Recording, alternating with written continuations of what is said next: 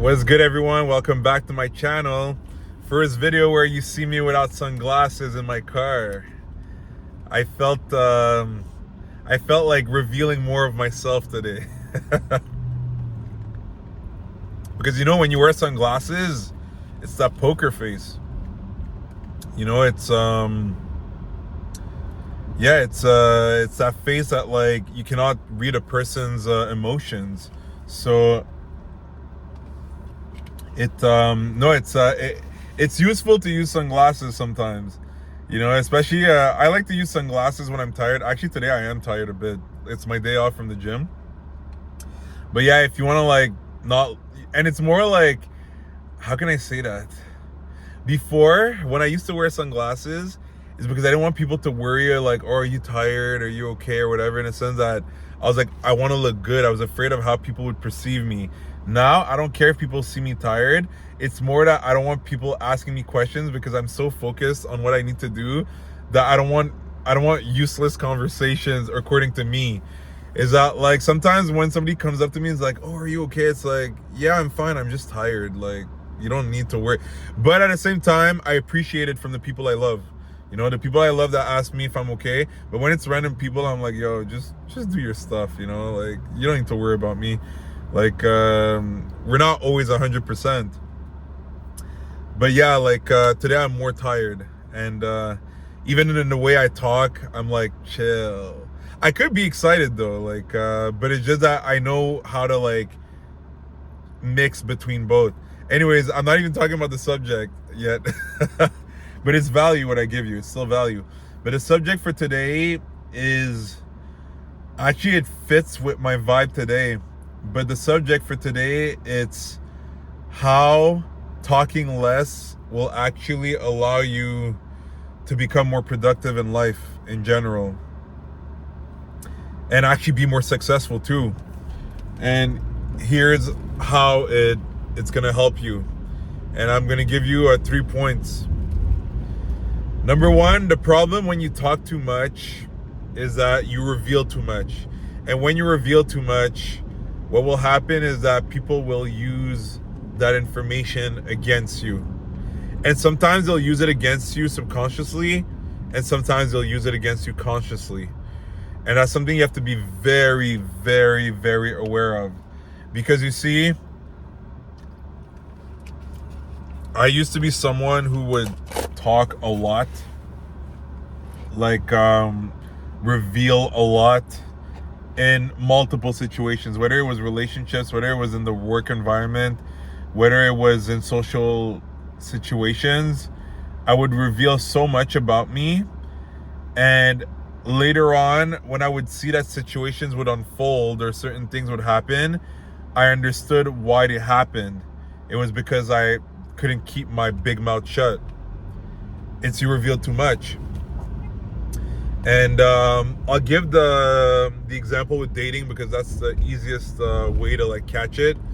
It's like if you're a man and you let a woman know that you panic if she doesn't answer after like 5 hours, let's say, like randomly, well, my friend, she will test you.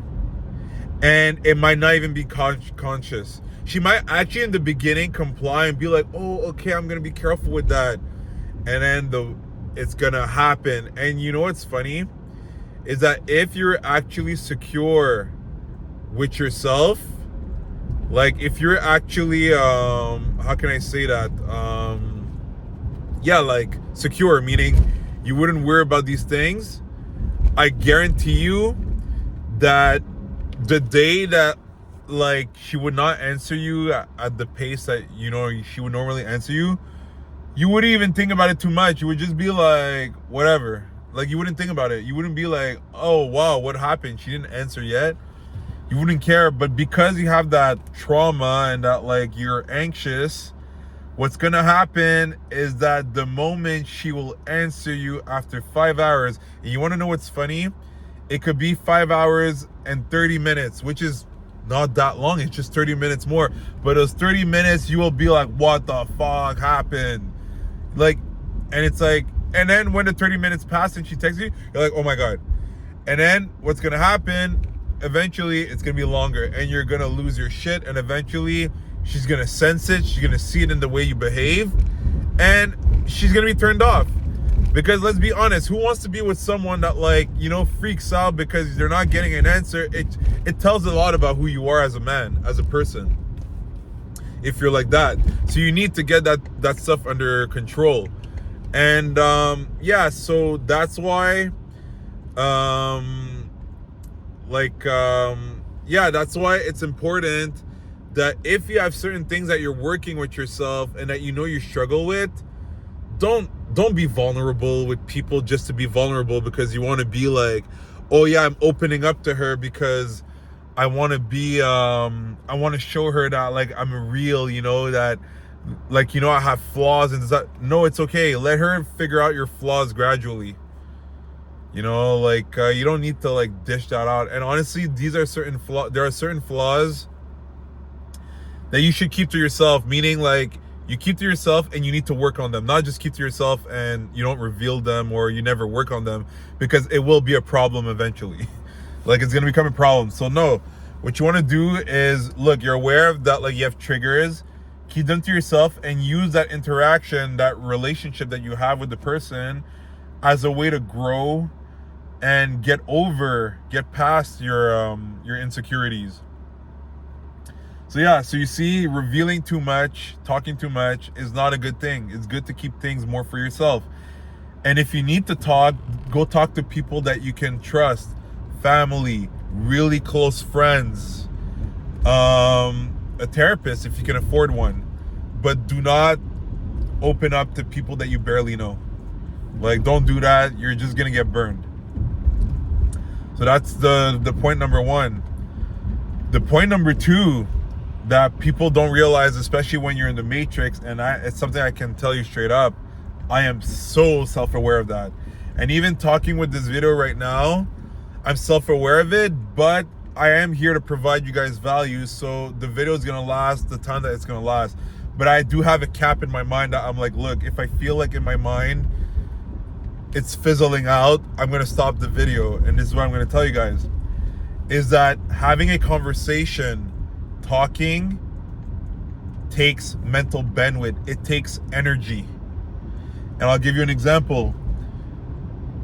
Me that does a lot of content, I have noticed, and even you might notice it with other situations, I have noticed that when I talk a lot before a workout, it's kind of funny how, oh, coincidence, I seem to have less focus during my workout, and sometimes for certain workouts that require tremendous focus, I don't crush my workout. For example, if it's acrobatics, if it's calisthenics, I notice that when I have huge conversations, when I try to do these workouts, it's like, whoa, why is my head spinning? Why do I feel low? Yeah, because you just used up your bandwidth, your mental bandwidth. And then when you use up mental bandwidth, it affects your physical performance. So it feels like your muscles are tired. Another example, one time I tried to do a powerlifting session after dancing like for an hour with a lady for salsa and bachata. I stopped my workout after, I think I did the bench. The bench was shit. And then when I did the squats, I stopped mid workout. I was like, I understand what's going on. I was like, it's a dance. It burned. I didn't understand that it was a mental bandwidth. But I remember I was blaming the dance. I was like, fuck dancing. Like, I'll never dance again before training. No, it's not never dance before training. It's, if you're gonna dance, then you have to be aware that if you're gonna train, you gotta know how to dose both properly. You know, you have to know that, well, if you're gonna dance an hour, if you're gonna work out later on, you might not be all there. Maybe you want to do a deload workout, but you're not going to be able to perform. So you see, speech takes energy. This is why, and I'm a savage now with that. I barely talk to people now.